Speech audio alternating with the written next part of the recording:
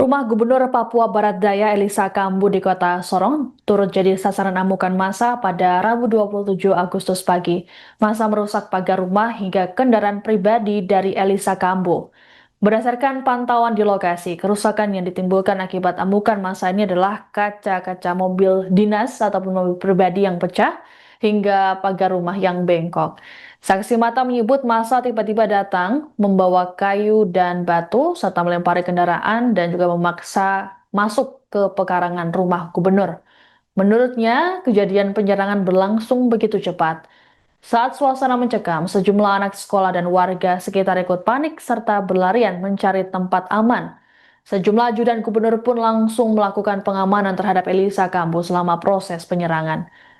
Download Tribun X sekarang, menghadirkan lokal menjadi Indonesia.